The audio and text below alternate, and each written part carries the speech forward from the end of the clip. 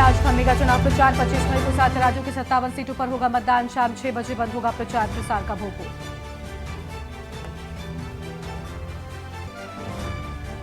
लोकसभा चुनाव में छठे चरण का प्रचार तेज। प्रधानमंत्री मोदी हरियाणा और पंजाब में करेंगे रैली। महेंद्रगढ़ और पटियाला में जनसभा। दिल्ली के चुनावी दौरे पर आज राहुल गांधी 2 चुनावी कार्यक्रमों में लेंगे हिस्सा। महिला विचार विमर्श कार्यक्रम को करेंगे संबोधित। दिल्ली सीएम अरविंद केजरीवाल का बड़ा ऐलान। बोली, मैं नहीं दूंगा मुख्यमंत्री पद से इस्तीफा, जेल से चलाऊंगा दिल्ली की सरकार। हरिद्वार से प्रयागराज तक आस्था की डुबकी। बुद्ध पूर्णिमा पर श्रद्धालुओं ने किया गंगा में स्नान। सुरक्षा के भी तगड़े इंतजाम। उत्तर भारत में अभी और बढ़ेगी गर्मी। मौसम विभाग की चेतावनी। पारा 48 डिग्री के पार पहुंचा। हीट वेव का अलर्ट जारी। आप देख रहे हैं के न्यूज, खबरों का सारथी। नमस्कार, लाइव न्यूज में आप सभी का स्वागत है। मैं हूं आपके साथ गरिमा वाजपेयी। अहम खबर से करते हैं बुलेटिन की शुरुआत। जौनपुर में आज सपा अध्यक्ष अखिलेश यादव पहुंच रहे हैं। जनसभाओं को संबोधित करेंगे अखिलेश यादव। बाबू सिंह कुशवाहा के समर्थन में करेंगे प्रचार प्रसार। दोपहर 2 बजे अखिलेश यादव की जनसभा होगी। बड़ी खबर आपको हम बता दें, जौनपुर पहुंचेंगे आज अखिलेश यादव। प्रचार प्रसार करते हुए नजर आएंगे। उनके आगमन को लेकर कार्यकर्ताओं की ओर से पूरी तैयारी कर ली गई है। बड़ी जानकारी आपको हम बता रहे हैं। यहां अखिलेश यादव के आगमन को लेकर सभी तैयारियां पूरी कर ली गई हैं। तो बड़ी जानकारी आपको हम बता दें।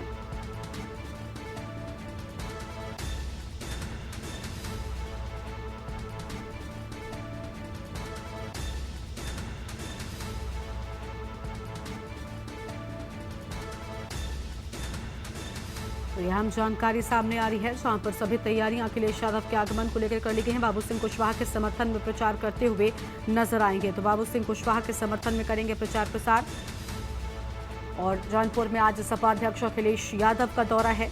तो जौनपुर में आज सपा अध्यक्ष अखिलेश यादव का दौरा। जनसभाओं को संबोधित करेंगे अखिलेश यादव। बाबू सिंह कुशवाहा के समर्थन में करेंगे प्रचार। बड़ी जानकारी आपको हम बता दें, दोपहर 2 बजे अखिलेश यादव की जनसभा होगी। तो दोपहर 2 बजे होगी अखिलेश यादव की जनसभा।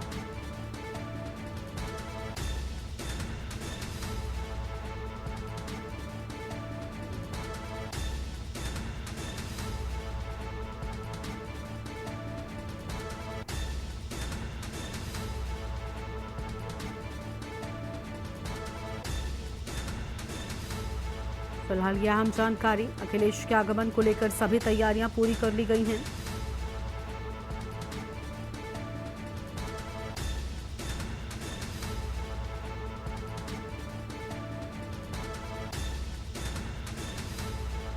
बड़ी खबर आपको हम बता रहे हैं।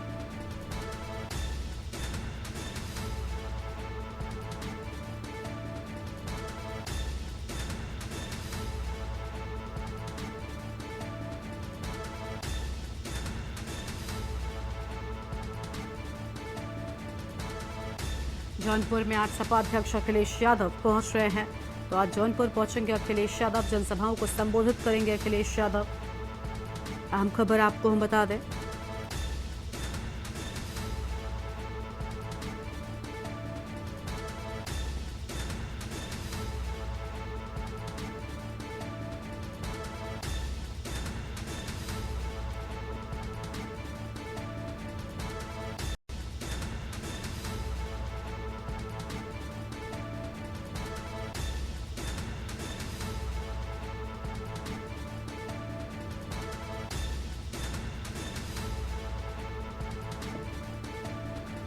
और इसी खबर पर बातचीत के लिए हमारे साथ हमारे संवाददाता अजय कुमार सिंह जुड़ चुके हैं। अजय, जौनपुर में आज अखिलेश यादव पहुंच रहे हैं। बाबू सिंह कुशवाहा के समर्थन में प्रचार प्रसार करते नजर आएंगे। पूरी जानकारी क्या है आपके पास?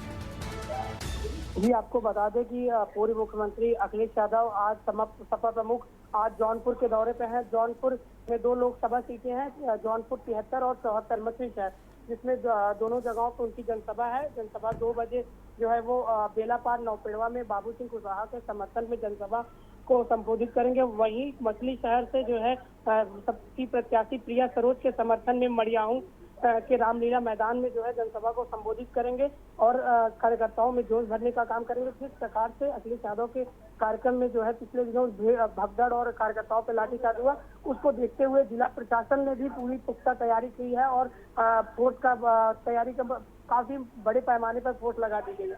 जी बिल्कुल, बहुत शुक्रिया आपका हमारे साथ जुड़ने के लिए और अहम जानकारी साझा करने के लिए। बड़ी जानकारी आपको बता दें, अखिलेश यादव के आगमन को लेकर सभी तैयारियां यहां पर पूरी कर ली गई हैं। बड़ी जानकारी आपको हम बता रहे हैं। दोपहर 2 बजे अखिलेश यादव की जनसभा होगी। जौनपुर में आज सपा अध्यक्ष अखिलेश यादव पहुंच रहे हैं। तो जौनपुर पहुंच रहे हैं सपा अध्यक्ष अखिलेश यादव। जनसभाओं को संबोधित करेंगे अखिलेश यादव।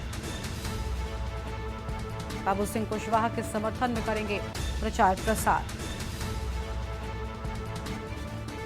दोपहर 2 बजे अखिलेश यादव की होगी जनसभा।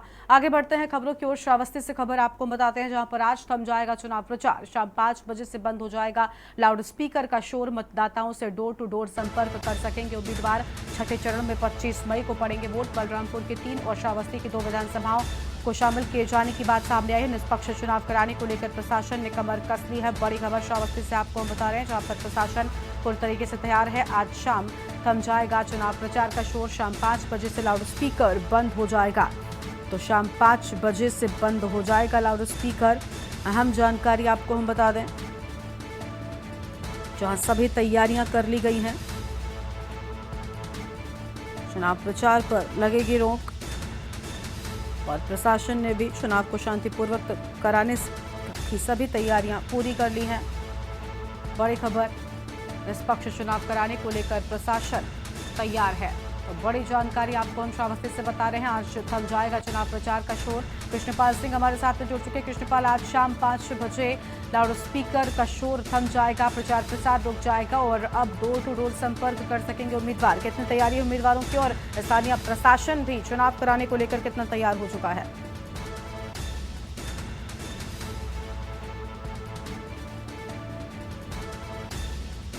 कृष्णपाल, आवाज मिल रही है आपको हमारी? जी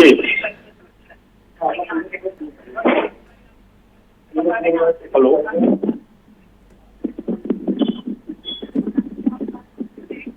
कृष्णपाल, आपको बता दें कि आज शाम चुनाव प्रचार थम रहा है। क्या तैयारी की है स्थानीय प्रशासन ने और प्रत्याशियों की ओर से अब घर घर जाकर किस तरीके से अपनी बात कही जाएगी?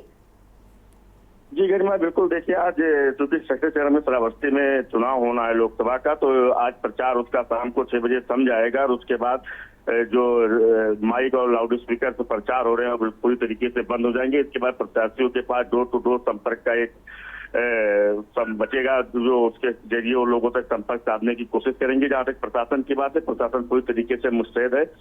लगातार फ्री एंड फेयर चुनाव कराने के लिए बैठकें हुई हैं और चुनाव जो मतदान बूथ बनाए गए उस पर जो है पूरी मुस्तैदी से सुरक्षा के बल जो तैनात रहेगा और किसी भी तरीके से गलत मतदान ना हो, किसी भी तरीके से अवैध वोट ना पड़ सके, इस बात की पूरा जो है ख्याल प्रशासन के द्वारा रखा जा रहा है।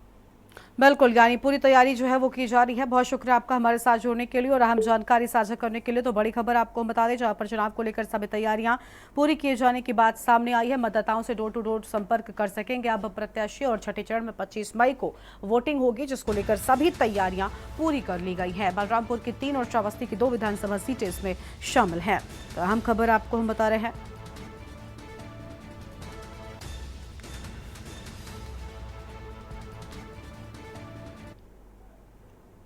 और रामनगरी अयोध्या इन दिनों गर्मी की मार झेल रही है। पिछले कुछ दिनों में दिन का अधिकतम तापमान 45 डिग्री सेल्सियस के आसपास पहुंच गया है। भीषण गर्मी की वजह से राम मंदिर के दर्शन करने वाले श्रद्धालुओं की संख्या में भी कमी आई है। एक रिपोर्ट दिखाते हैं। रामनगरी अयोध्या इन दिनों गर्मी की मार झेल रही है। पिछले कुछ दिनों से दिन का अधिकतम तापमान 45 डिग्री सेल्सियस के आसपास पहुंच गया है। भीषण गर्मी की वजह से राम मंदिर के दर्शन करने वाले श्रद्धालुओं की संख्या में कमी आई है। भयंकर गर्मी के बीच जो कुछ श्रद्धालु पहुंच रहे हैं, वो खुद को गर्मी से बचाने के लिए हर संभव कोशिश करते नजर आ रहे हैं। अरे भैया, हम बनारस से आए हुए हैं। गर्मी अपने देखिए एकदम चरम सीमा पे है। भगवान का श्रद्धा है, इसलिए दर्शन करने आए हुए हैं और गर्मी से बच के रहना है। ठंडा ठंडा छाछ लस्सी पीते रहना है। बड़ी गर्मी बहुत ज्यादा है, मगर दर्शन बहुत अच्छे से हो गए हैं। हमको जितना सोच रहे थे उतना नहीं हो पाया, मगर बहुत अच्छे दर्शन हुआ, हमको बहुत अच्छा लगा आने में। गर्मी से राहत के लिए जिला प्रशासन और मंदिर ट्रस्ट ने वाटर कूलर और पंखे भी श्रद्धालुओं के लिए लगा दिए हैं। बनारस से आए भैया, बहुत गर्मी है लेकिन व्यवस्था यहाँ पे काफ़ी अच्छा है, जो आसानी से दर्शन प्राप्त हो जा रहा है हम लोग को। अंदर बैठने का पंखा वंखा सब है, बाहर भी अच्छी व्यवस्था है, यहाँ पे सब चीज़ व्यवस्थित है कि मतलब सावधानी बरतनी चाहिए। अपना नारियल पानी ये सब पीते रहिए, अपना धूप बहुत तेज़ है, छाँव में अपने आप को बचाव रखिए। गर्मी के कहर को देखते हुए डॉक्टरों ने लोगों को दोपहर के समय बाहर निकलने से बचने और खुद को हाइड्रेट रखने के लिए ज्यादा से ज्यादा तरल पदार्थ लेने की सलाह दी है। कोशिश ये करिए कि 12 से 4 के बीच में कम से कम निकलिए। 12 से पहले और 4 से 5 के बाद अगर निकल सकते हैं तो ज़्यादा अच्छा है। और उससे बचने के कुछ तरीके ऐसे होते हैं, जैसे कि धूप ज़्यादा है तो एक छाता ले लीजिए जिससे आप पर डायरेक्ट धूप की किरणें ना पड़ें। अगर बहुत ज़्यादा आपको डिहाइड्रेशन लग रहा है तो नींबू पानी या और ORS का घोल ले लीजिए, जिससे आपको और इलेक्ट्रोलाइट का डिसबैलेंस हो रहा है वो मेंटेन हो जाए। साथ ही साथ आप लोग तरल पदार्थ ज़्यादा लेते रहिए, जिससे आपके बॉडी में वाटर का संचार बना रहे, ताकि हीट पैरालिसिस या हीट स्ट्रोक के जो सिम्टम्स हैं वो ना आए। और कोशिश ये करिए कि 12 से 4 कोशिश करिए अवॉइड करिए निकलने की। मौसम विभाग के मुताबिक अगले कुछ दिनों में अयोध्या सहित उत्तर प्रदेश के ज्यादातर हिस्सों में गर्मी से राहत मिलने की कोई उम्मीद नहीं है।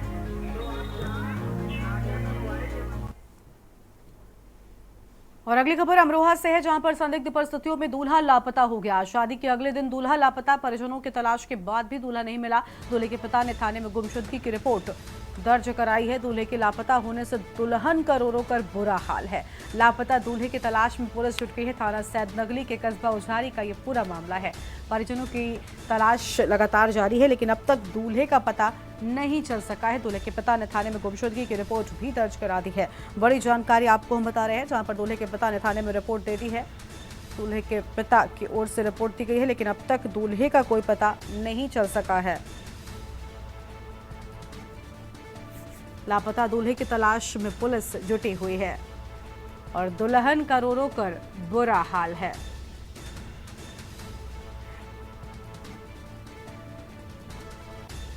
अहम जानकारी आपको हम बता रहे हैं, जहां पर अब तक दूल्हा नहीं मिला है और दुल्हन का रो रो कर बुरा हाल है। पिता की ओर से गुमशुदगी की रिपोर्ट भी दर्ज करा दी गई है।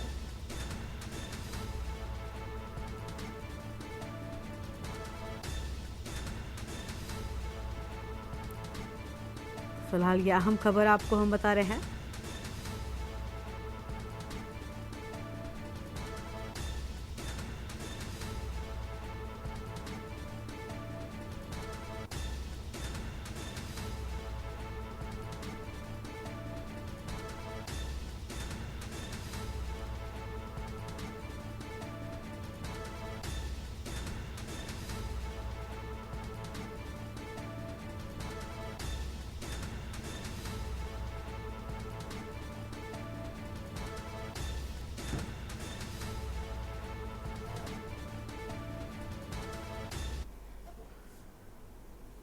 और अगली खबर पीलीभीत से, जहां विद्युत विभाग के खिलाफ ग्रामीणों का प्रदर्शन देखने को मिला है। विद्युत विभाग की मनमानी से उपभोक्ताओं में आक्रोश नजर आया है।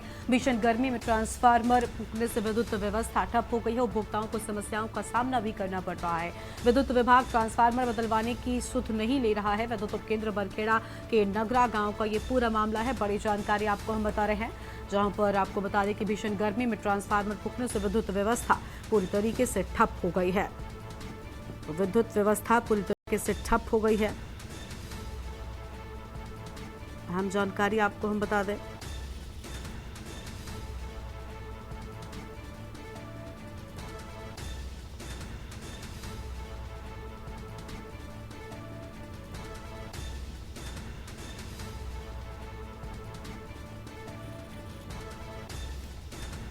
भीषण गर्मी में ट्रांसफार्मर फूकने से विद्युत व्यवस्था ठप हुई। बड़ी जानकारी आपको हम बता रहे हैं और उपभोक्ताओं को समस्याओं का सामना करना पड़ रहा है। राहुल मिश्रा हमारे साथ में जुड़ चुके हैं। राहुल, भीषण गर्मी में ट्रांसफार्मर फूकने से विद्युत व्यवस्था ठप हो गई है। एक तरफ गर्मी की मार और दूसरी ओर बिजली का धोखा, लोग परेशान नजर आ रहे हैं। जी गर्मा जी, आपको बताना चाहेंगे पीलीभीत में लगातार बिजली कटौती हो रही है। एक मामला बरखेड़ा ब्लॉक के नगरा चौराहे का सामने आया है, जहां पर 48 घंटे बीत जाने के बाद भी अभी तक अधिकारियों ने सुध नहीं। ग्रामीणों ने लगातार शिकायत भी की है। दो ट्रांसफार्मर गांव में रखे, दोनों की बिजली ट्रांसफार्मर फूंक जाने के कारण गांव में अंधेरा ही छाया हुआ है। भीषण गर्मी पड़ रही है, जहां पर जनमानस को बहुत ज्यादा गर्मी का सामना करना पड़ रहा है, मगर अधिकारी कोई भी एक्शन नहीं ले रहे। लगातार एक्सीएम की बात की जाए या जेई की बात की जाए, जेई को फोन भी किया गया है, ग्रामीण द्वारा बताया गया है, मगर जेई कोई फोन भी नहीं उठा रहा है और उन्होंने प्रदर्शन भी विद्युत विभाग के खिलाफ किया है। बहुत शुक्रिया राहुल आपका अधिक जानकारी के लिए। तो बड़ी खबर आपको बता दें, जहां पर विद्युत उप केंद्र बरखेड़ा का ये पूरा मामला है, बड़ी जानकारी आपको हम बता रहे हैं। फिलहाल इस वक्त की अहम खबर आपको बता दें।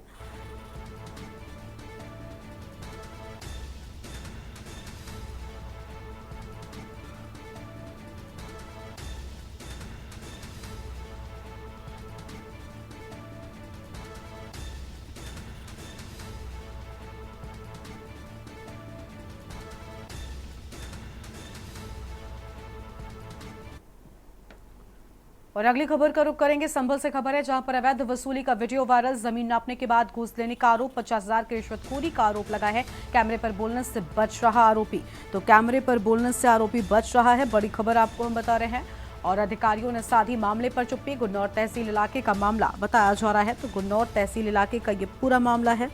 फिलहाल ये अहम खबर आपको हम बता दें। 50,000 की रिश्वतखोरी का आरोप लगा है। कैमरे पर बोलने से बच रहा आरोपी लेखपाल। अहम जानकारी सामने आई है। अधिकारियों ने पूरे मामले पर चुप्पी साधी हुई है, तो अधिकारियों ने पूरे मामले पर चुप्पी साधी हुई है।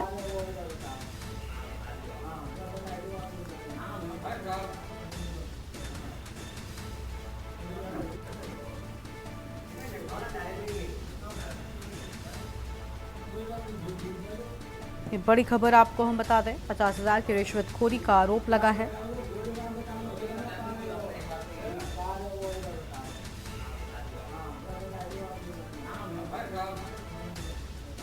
बड़ी जानकारी आपको हम बता रहे हैं। कैमरे पर बोलने से बच रहा है आरोपी लेखपाल।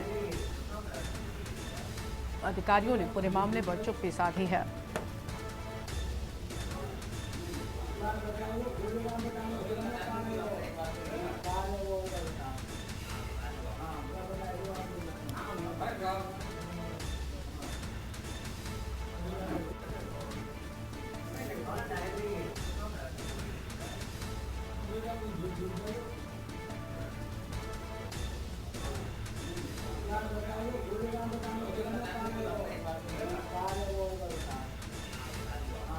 ये बड़ी जानकारी आपको हम बता दें।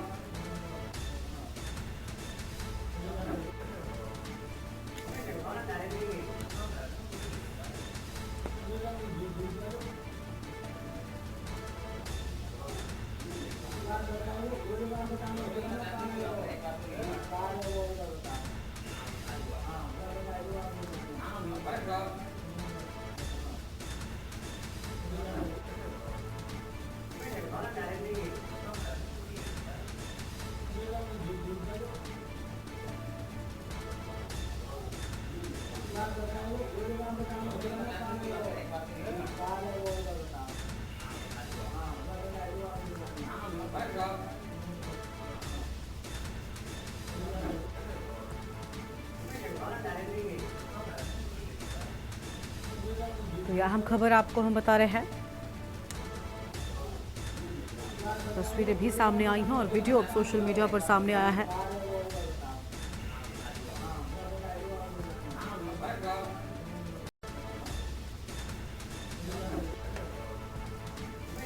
और संभल से रईस सलवी हमारे साथ में जुड़ चुके हैं। रईस, से संभल से ये पूरा मामला सामने आया है, जिसका वीडियो सामने आ चुका है, वायरल हो रहा है, लेकिन अब तक इस पूरे मामले पर लेखपाल कुछ भी बोलने से कतरा रहा है। पूरी जानकारी क्या है आपके पास? जी, मैं बिल्कुल आपको ये बताना चाहूँगा, जनपद संभल की गुन्नौर तहसील में हल्का लेखपाल तैनात है, जो सोशल मीडिया वीडियो आप देख सकते हैं। इसमें क्या है, जो सोशल मीडिया पर जो वीडियो वायरल हो रही है, इसमें लेखपाल जो एक ग्रामीण से पैसे लेते हुए दिखाई दे रहा है, जिसमें बताया जाता है कि रिश्वत ली जा रही है। इसमें किसी आवास पर बैठकर लेखपाल द्वारा कुछ ग्रामीणों को जमीन की पैमाइश को लेकर बुलाया जाता है। तभी एक ग्रामीण लेखपाल को पैमाइश के नाम पर लेखपाल को पैसे देता है और पूरी घटना जो ग्रामीण है वीडियो बना लेता है, जिसमें देखा जा सकता है किस तरह से लेखपाल द्वारा पैसों की गड्डी दी जाती है। मामला काफी चर्चा का विषय बना हुआ है। फिलहाल इस पर कोई भी आधिकारिक बाइट जो देने के लिए तैयार भी नहीं है। ठीक है, बहुत शुक्रिया आपका हमारे साथ जुड़ने के लिए और अहम जानकारी साझा करने के लिए। तो बड़ी खबर आपको हम बता दें, बड़ी जानकारी सामने आ रही है जहां पर वीडियो वायरल हो गया है।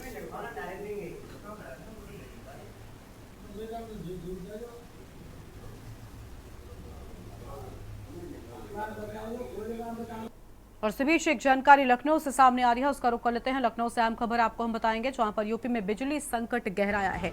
तो लखनऊ से बड़ी जानकारी, जहां यूपी में गहराया बिजली संकट, 3 इकाइयों में उत्पादन ठप हुआ। बड़ी जानकारी आपको बता दें, ओबरा ऊंचाहार ललितपुर में उत्पादन ठप होने की बात सामने आई है। तो यह अहम खबर, 1070 मेगावाट का उत्पादन ठप हो गया है। बड़ी जानकारी आपको हम बता रहे हैं, 1070 मेगावाट का उत्पादन ठप हो गया और बॉयलर ट्यूब लीकेज होने से उत्पादन ठप होने की बात सामने आई है। अहम खबर आपको हम बता रहे हैं, यूपी में बिजली की मांग 29,000 मेगावाट पहुंची है। और इसी खबर पर अधिक अपडेट के लिए हमारे साथ में हमारे संवाददाता कौशलेंद्र उपाध्याय जुड़ चुके हैं। कौशलेंद्र, यूपी की 3 इकाइयों में उत्पादन ठप हो गया है। पहले ही बिजली का संकट गहराया हुआ था और इस खबर के बाद कहीं ना कहीं एक और झटका लगा है।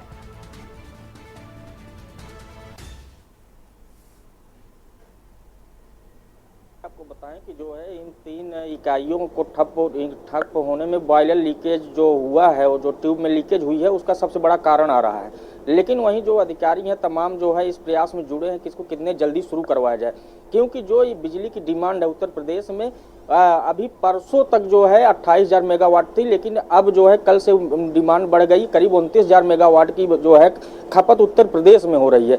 जिन 10 राज्यों से बिजली खरीदी जा रही है वहाँ भी जो है लोग जो अन्य राज्यों से जो सरकारों से बिजली खरीदते थे वहाँ पे भी ये समस्या है, क्योंकि गर्मी की देखते हुए जो आसपास के प्रदेश हैं वहाँ भी वही स्थिति बनी हुई है।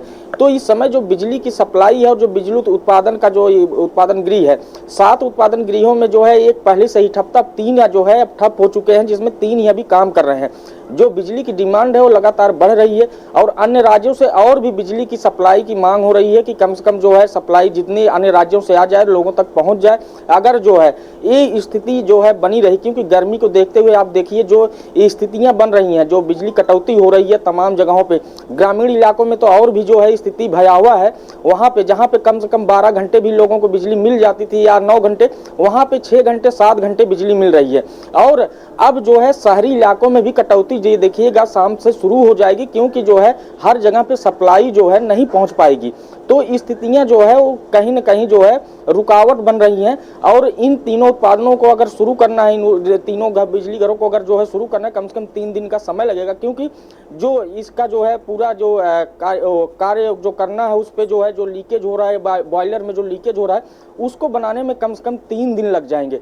तो जो अधिकारी हैं, जो तमाम कर्मचारी हैं, जो ऊंचाहार और ओबरा और ललितपुर में जो 1070 मेगावाट लगभग बिजली जो है 12 घंटे में उत्पादन होता था, को सप्लाई की जाती थी उत्तर प्रदेश में, तो वो पूरी तरह से ठप हो चुका है।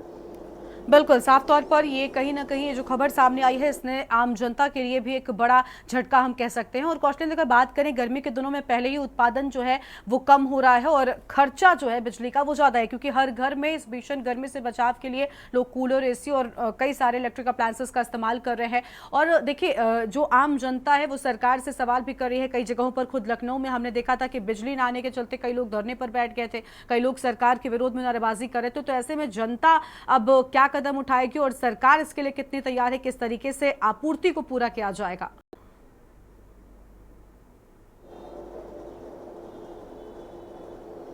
जी बिल्कुल, देखिए आपको बताएं कि अगर बिजली सप्लाई नहीं होगी तो लोगों का गुस्सा सरकार पे जो है पूरा लाजमी है। लेकिन जो मजबूरी जो सरकार के पास समय समस्या है, अगर जैसे काम उसको जो है जो बॉयलर था अगर उससे जो है काम करते जो है तो कहीं ना कहीं समस्या जो आप खड़ी हुई है ये दूर की जा सकती थी। लेकिन जो है सरकारें जो है विद्युत जो कर्मचारी हैं तमाम वहाँ पे जो उत्पादन गृह जो लगे हुए हैं अधिकारी जो है उस पे ध्यान नहीं दिए। लेकिन जो बिजली की मांग बढ़ी, क्योंकि गर्मी का समय है और गर्मी में अगर जो है बिजली लोगों को न दे पाए जो है तो कहीं ना कहीं सरकार पे लोगों का गुस्सा और वहीं जो कॉमर्शियल हैं। अगर वहां पे भी सप्लाई नहीं पहुंच पाए तो लोगों का काम ठप हो जाएगा। तो इस चीज को देखते हुए कहीं ना कहीं लोगों का जो गुस्सा है वो सरकार पे और अधिकारियों के प्रति जो है जब फूटना लाजमी ही है। लेकिन उत्पादन कितने जल्दी शुरू किया जाए या अन्य राज्यों से, जैसे 10 राज्यों से बिजली की मांग की गई थी कि 10 राज्यों से बिजली खरीद के आपूर्ति की जाएगी। हमारे पास जो प्रेजेंट है वो उत्तर प्रदेश में थी, करीब 8000 मेगावाट बिजली पैदा हो रही थी, जो उत्तर प्रदेश के लिए जो है अगर सामान्यतः तौर पर देखा जाए तो कम थी, क्योंकि जब 8000 मेगावाट जो है ये पैदा बिजली यहाँ उत्तर प्रदेश में हो रही थी, लेकिन डिमांड उस समय 18000 की थी। तो इनको 10000 मेगावाट बिजली खरीदनी पड़ रही थी अन्य राज्यों से। उस समय 5 राज्य इनके साथ थे। लेकिन बात जो है जब ज़्यादा गर्मी में जब आए तो ज़्यादा बिजली खपत बढ़ने लगी। उसके बाद जो है अन्य और 5 राज्यों से जो है बिजली की खरीद की गई कि उत्तर प्रदेश में जो सप्लाई है वो पूरी तरह निर्बाध रूप से शुरू रहे। लेकिन अब जो 3 इकाइयां ये बंद हुई हैं और अन्य राज्यों में भी वही समस्या आ रही है, क्योंकि वहां पे भी लोगों को बिजली की मांग है। तो ये सब देखते हुए अब बिजली की आपूर्ति कैसे होगी, ये सरकार के लिए चिंता का विषय है और लोगों के लिए भी कि कम से कम जो लोग हैं, जो आम जनता है, उनको बिजली कैसे जो है मुहैया कराई जाए और कहाँ से खरीदी जाए, ये सबसे बड़ा जो है सोचने का काम है। बिल्कुल। क्वेश्चन ये भी जानना चाहेंगे कि क्या फिलहाल वर्तमान में सरकार ने कोई प्लान भी तैयार किया है? क्या जो ऑफिशियल्स हैं उनकी ओर से ऐसी कोई जानकारी मिल सकी है? जी बिल्कुल, देखिए जी बिल्कुल, देखिए जो है अभी जब सुबह बात हो रही थी तो केरल से जो है बिजली की बात हो रही थी कि बिजली वहां से खरीदी जाए, जैसे कि वहां पे बिजली उत्पादन जो है अच्छा होता है। वहां पे जो आबादी है, आबादी के हिसाब से बिजली वहां पे कम खपत है। उत्तर प्रदेश की जो आबादी है वो 22 करोड़ से ज्यादा है, तो लोग यहाँ पे बिजली की ज्यादा जो है खपत है। तो अभी केरल से और जो हरियाणा से बात चल रही थी कि कम से कम वो बिजली और भी जो है जो खरीदे रहे थे, जहाँ पे 3000 मेगावाट था, अब उसको बढ़ा के 5000 मेगावाट तक करने की तैयारी चल रही थी। एक करीब जो है 10 दिन पहले ही प्लान बन गया था। लेकिन अगर 3000 मेगावाट बिजली खरीदते हैं तब कहीं जाके उत्तर प्रदेश में जो है बिजली का उत्पादन सुचारू रूप से चल सकेगा। लेकिन अगर इन राज्य अगर देने में सक्षम नहीं हुए, उतनी बिजली अगर हम उत्तर प्रदेश को न मिल पाई तो ये समस्या और भी भयावह हो जाएगी। ठीक है, बहुत शुक्रिया आपका कौशलेंद्र हमारे साथ जुड़ने के लिए और अहम बातचीत साझा करने के लिए। तो देखिए, ओबरा इकाई में 200 मेगावाट का उत्पादन ठप होने की बात सामने आई है। ऊंचाहार इकाई में 210 मेगावाट को लेकर अहम जानकारी। यूपी में बिजली संकट गहराया हुआ है।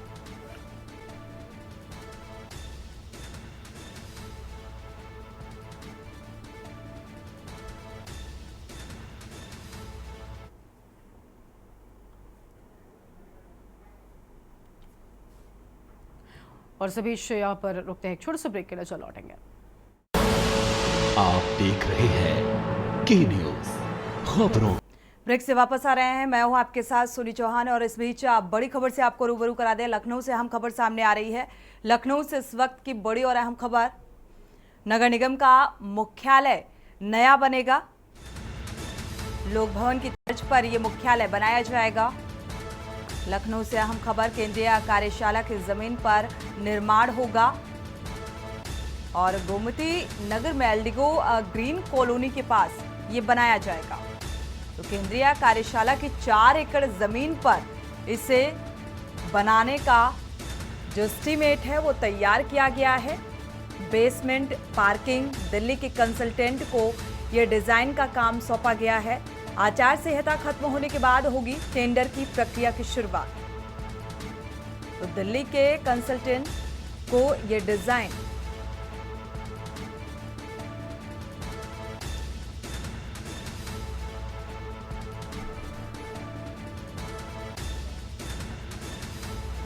संदीप मिश्रा इसी खबर पर जुड़े हुए हैं ज्यादा जानकारी के साथ। संदीप, क्या अपडेट इस मामले को लेकर? नया मुख्यालय बनाया जाएगा, क्या कुछ, कितने का बजट, किस तरीके से इसे डिजाइन किया जाएगा?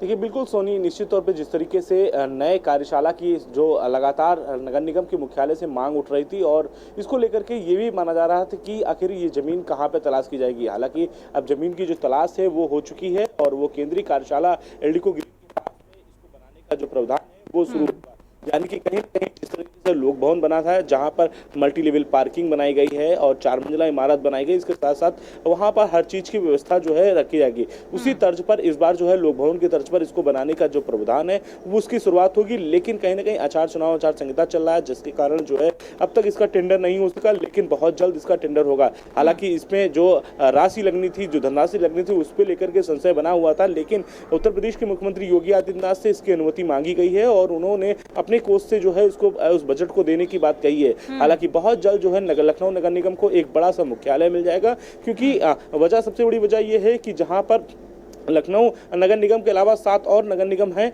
जहां पर जो 17 और निकाय हैं, वहां पर भी लोग काम कर रहे हैं। तो ऐसे में वहां पर भी जो लोग हैं, जो मुख्यालय बन जाएगा तो कहीं ना कहीं वहां से काम करते हुए नजर आएंगे। तो ऐसे में महत्वपूर्ण होगा कि जिस तरीके से इस तर्ज पर जो है लोक भवन की तर्ज पर एक बार जो है बड़ा मुख्यालय जो है लखनऊ नगर निगम को मिलने वाला है। उन कर्मचारियों को जो कभी टूटी फूटी जो जगहों पर रहते हैं, काफी लंबे वक्त से रह रहे हैं, क्योंकि लालबाग में इसका मुख्यालय है, वहां पर जो लोग हैं काफी लंबे सालों से रह रहे हैं, लेकिन कई जगह की दीवारें जो हैं वो लगभग जो है चिटक चुकी हैं या कहीं कहीं दरारें पड़ चुकी हैं। तो इस वजह से जो है मुख्यालय की बहुत जल्द नगर निगम को आवश्यकता है। इस मुख्यालय की खोज लगातार काफी लंबे समय से चल रही थी। हालांकि अब जमीन जो है तलाश कर ली गई है, बहुत जल्द इस पे जो है कंस्ट्रक्शन का कार्य जो है वो भी पूरा होगा। देखा जाए, अगर कार्य की शुरुआत की बात की जाए तो क्या आचार संहिता खत्म होने के बाद ही इसका निर्माण कार्य शुरू हो सकेगा?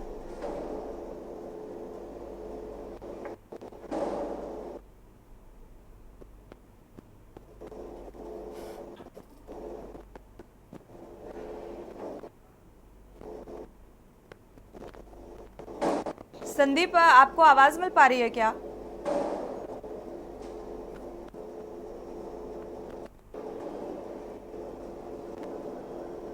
चलिए, फिलहाल संदीप को आवाज़ नहीं मिल पा रही है। शुक्रिया इस जानकारी को साझा करने के लिए। तो दिल्ली के जो डिज़ाइनर हैं, जो इस पूरे मुख्यालय को डिज़ाइन करेंगे, ये जिम्मेदारी सौंपी गई है। आचार संहिता खत्म होने के बाद तेज़ी के साथ इस पर काम शुरू किया जाएगा। 100 करोड़ रुपए की लागत से इसे बनाया जाएगा। सीएम स्तर से भी आर्थिक मदद का आश्वासन मिला है। तो नगर निगम का अब नया मुख्यालय लोक भवन की तर्ज पर बनाया जाएगा और वो तमाम मल्टी लेवल पार्किंग का जिक्र किया जाए, वो तमाम सुविधाएं जो हैं इसमें मुहैया होंगी। तो एक लंबे अरसे से मांग थी इसकी। एल्डिगो ग्रीन कॉलोनी के पास ये बनाया जाएगा। केंद्रीय कार्यशाला की 4 एकड़ जमीन पर इसका निर्माण होगा। तो बेसमेंट पार्किंग छोड़कर 5 मंजिला इमारत का निर्माण आचार संहिता खत्म होने के बाद इस पर काम शुरू होगा।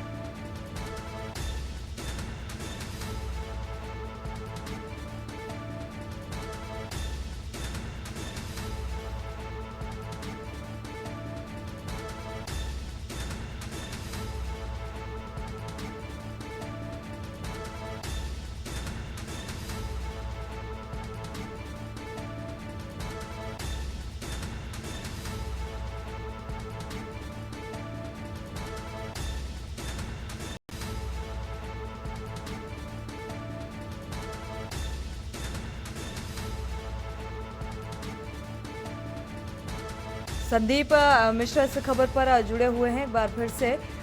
संदीप, अगर निर्माण कार्य की बात की जाए यहाँ पर, तो आचार संहिता खत्म होने के बाद ही निर्माण कार्य शुरू होगा, क्योंकि टेंडर की प्रक्रिया की भी शुरुआत आचार संहिता के बाद बताई जा रही है।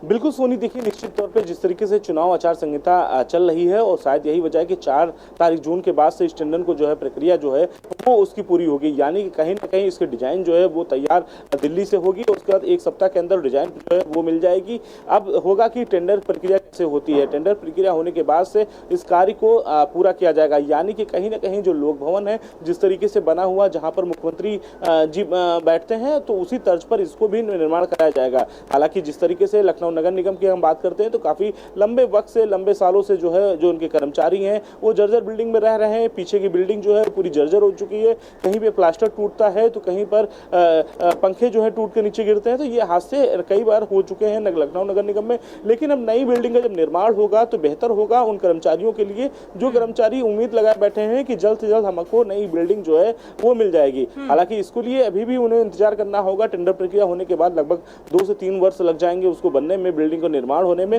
तब जाकर के लखनऊ नगर निगम को कहीं एक बड़ा अच्छा मुख्यालय जो है वो मिल पाएगा। शुक्रिया संदीप इस तमाम जानकारी को साझा करने के लिए। तो फिलहाल वो कर्मचारी जो फिलहाल इस आस में है कि अब नया मुख्यालय उन्हें मुहैया होगा, लेकिन इसके लिए फिलहाल इंतजार करना होगा। इसी बीच एक और अहम खबर राजधानी लखनऊ से सामने आ रही है। आपको बता दें, राजधानी लखनऊ से अहम खबर गोमती नगर अब रामखंड में धंसी सड़क, तो सड़क धंसने से यातायात प्रभावित हुआ है। सड़क धंसने के बाद रास्ते को फिलहाल बंद किया गया है और यहां पर होसिया चौराहे से पत्रकारपुरम का जो रास्ता है वो फिलहाल सड़क धंसने की वजह से बंद कर दिया गया है। भरत सेठी इसी खबर पर जुड़े हुए हैं संवाददाता। भरत, ये फिलहाल गुणवत्तापरक सड़क नहीं है, ये सवाल उठा रही है जिस तरीके से ये सड़क धंसती हुई नजर आई। लेकिन निश्चित तौर पर तमाम बार ऐसे जो हादसे देखने को मिले हैं, सड़क धंसने की जो वाकया है वो सामने आए हैं।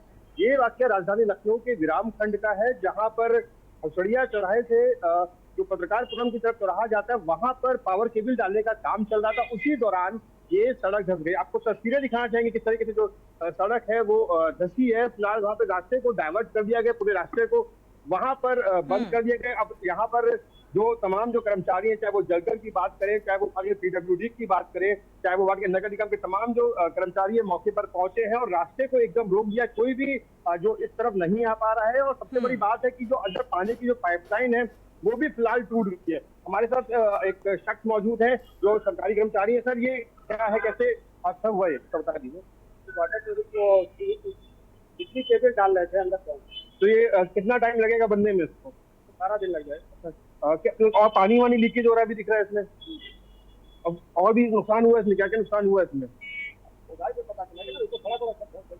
देखिए बिल्कुल अभी पूरी सड़क धंसी हुई है, तमाम जो कर्मचारी हैं वो मौजूद है। लेकिन सबसे बड़ी बात है कि कोई भी अभी अधिकारी जो है वो यहाँ पर नहीं पहुंचा है। सुबह 8 बजे से ये सड़क धंसी हुई है, कोई भी बड़ा अधिकारी यहाँ पर अभी मौके पर मौजूद नहीं है। तमाम जो कर्मचारी हैं तमाम विभागों के वो मौजूद हैं और रास्ते को डाइवर्ट करके अभी यहाँ पर सीवर को भी चेक किया जा रहा है कि सीवर तो नहीं टूटा है, लेकिन पानी की जो सप्लाई है वो जरूर बाधित हो गई। और कहीं ना कहीं निश्चित तौर पर ये कहना गलत नहीं होगा कि गुणवत्ता पर एक बार फिर सवाल खड़े हो गए हैं। बिल्कुल, सड़क पर जो जिस तरीके से गड्ढे नजर आते हैं ये एक बड़ा सवाल हमेशा से रहा है और इस पर फिलहाल जो जिम्मेदार हैं ध्यान देते हुए नजर नहीं आते हैं। जब इसका निर्माण किया जाता है तो उचित गुणवत्ता का इस्तेमाल नहीं किया जाता। अब जिम्मेदार जो हैं, जैसा कि आपने भरत कहा कि जिम्मेदार जो हैं अभी भी इस पूरे घटनाक्रम से अनजान है। यातायात जो है वो फिलहाल किस तरीके से प्रभावित होता हुआ नजर आ रहा है? देखिए तो पर यातायात को डाइवर्ट कर दिया गया है और सुबह का समय ये ऑफिस का समय है, जब लोग अपने ऑफिस को जाते हैं। ये मेन रोड है और यहीं से लोग ऑफिस जाते हैं। फिलहाल इस रास्ते को डाइवर्ट करके एक ही रूट को चलाया जा रहा है, जहां से जो गाड़ियां हैं वो आवाजाही कर रही है। फिलहाल अगर गुणवत्ता की बात करें, तमाम जो वादे PWD करता है कि तमाम जो गुणवत्ता को बना देखते हुए रोडों का निर्माण करवाया जाता है, लेकिन उसके बाद इस तरह के वाकया जो सामने आते हैं तब उनकी निश्चित तौर पर पोल खुलती नजर आती है। जी बिल्कुल भरत, PWD विभाग भी उतना ही जिम्मेदार है। शुक्रिया इस तमाम जानकारी को साझा करने के लिए। तो फिलहाल ये तस्वीर सामने आ रही है जहां पर जो सड़क है वो गड्ढे में तब्दील हो चुकी है। यहाँ पर सीवर लाइन या वाटर पाइपलाइन है क्योंकि वो भी टूटी हुई नजर आ रही है और जिम्मेदार जो हैं वो फिलहाल अभी इस बात से अनजान है या फिर जानकर भी अनजान बनना चाहते हैं। इस तरीके की तस्वीर कई सवाल उठा रही है और यहाँ पर इसकी वजह से जो यातायात है वो फिलहाल प्रभावित होता हुआ नजर आ रहा है, यानी कि जहाँ पर यह गड्ढा हुआ है रूट डाइवर्ट कर दिया गया है। बढ़ते आगे, पंजाब और हरियाणा के बीच शंभुआ बॉर्डर पर किसानों का जो डेरा है वो डाले हुए हैं। 100 दिन बीत चुके हैं और 13 फरवरी को किसानों के प्रदर्शन को सुरक्षा बलों ने दिल्ली आने से रोक दिया था। इसके बाद से ही किसान खनौरी और शंभू बॉर्डर में प्रदर्शन कर रहे हैं। किसान अपने ट्रैक्टर ट्रॉलियों पर अपने अस्थायी टेंट बनाकर रह रहे हैं और अपनी मांगों को पूरा करने की सरकार से अपील भी कर रहे हैं। देखिए ये रिपोर्ट।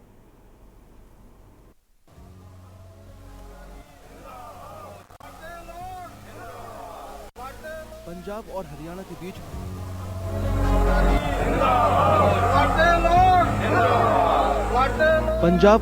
के बीच शंभू बॉर्डर पर किसानों को डेरा डाले हुए 100 दिन बीत चुके हैं। 13 फरवरी को किसानों के प्रदर्शन को सुरक्षा बलों ने दिल्ली आने से रोक दिया था। उसके बाद से ही किसान खनौरी और शंभू बॉर्डर के बीच अभी भी प्रदर्शन कर रहे हैं। किसान अपने ट्रैक्टर ट्रॉलियों पर ही अपने स्थायी टेंट बनाकर रह रहे हैं और अपनी मांगों को पूरा करने की सरकार से अपील कर रहे हैं। प्रबंध यहाँ पर बहुत अच्छे हैं। प्रबंध तो ऐसे जैसे हम अपने घर में बैठे हैं, हमें कोई दिक्कत नहीं है। जब तक हमारी मांगे नहीं मानी जाएंगी तब तक यहाँ से हम नहीं उठेंगे, चाहे हमको साल लगो 2 साल लगो। हम तो लंबी रेस के घोड़े हैं।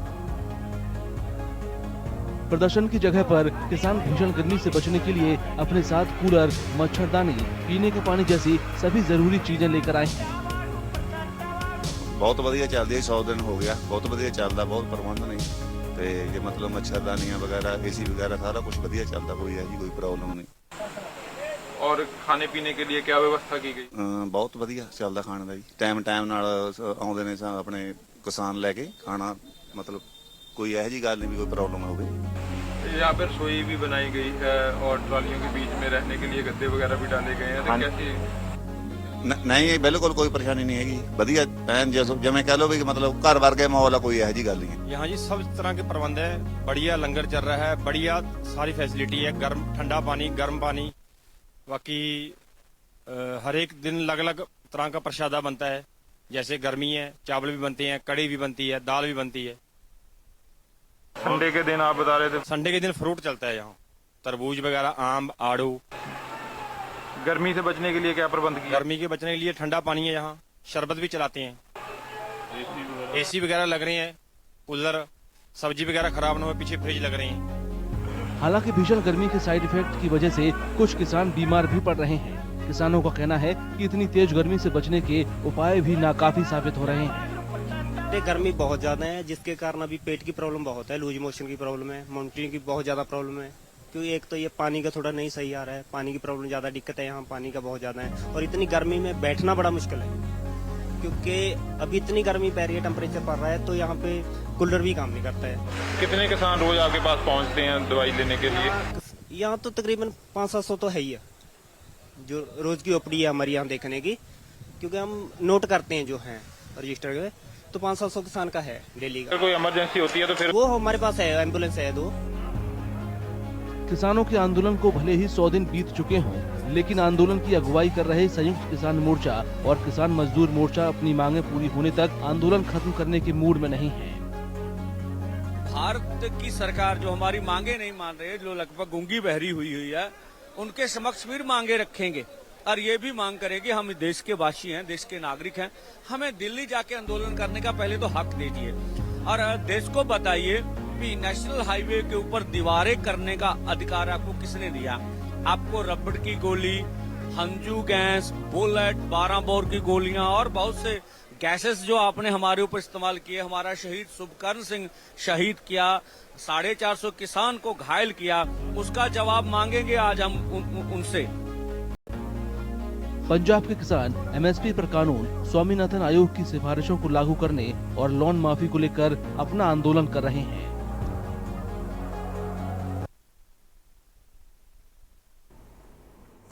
तो फिलहाल लगातार जो किसानों का प्रदर्शन है वो पिछले 100 दिनों से जारी है अपनी मांगों को लेकर इस भीषण तपती गर्मी में।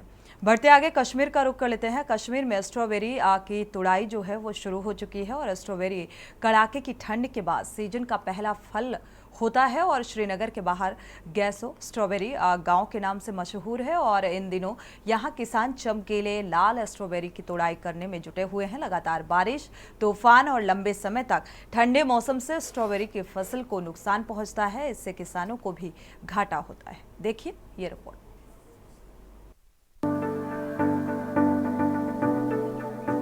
इस साल जम्मू कश्मीर में बेमौसम बारिश के कारण श्रीनगर के पास गैसो गांव में स्ट्रॉबेरी किसानों को बड़ा नुकसान हुआ है। किसानों का कहना है कि बेमौसम बारिश के कारण उनकी करीब 30% फसल बर्बाद हो गई है।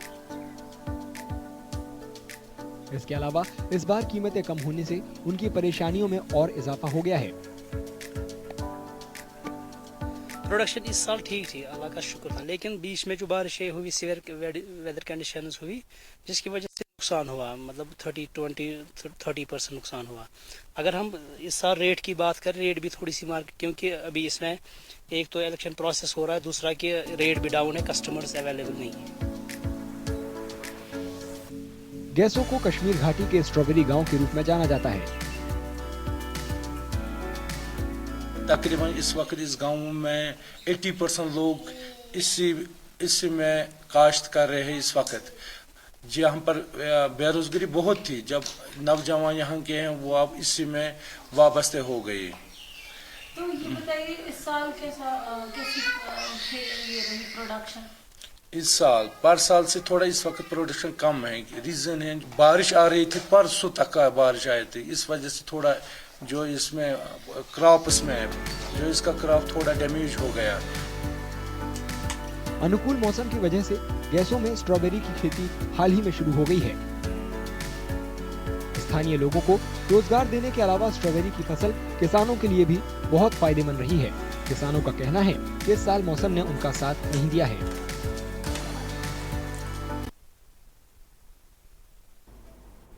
बढ़ते आगे रुक करते हैं अगली खबर का। इस्लाम के प्रमुख त्योहार बकरीद से पहले भोपाल में एक बकरे की बोली 7,50,000 रुपए लग गई। देखिए ये रिपोर्ट।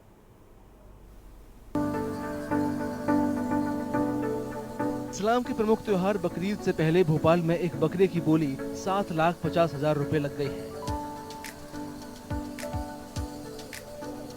161 किलोग्राम वजनी इस बकरे को सैयद शहाब अली ने पाला है।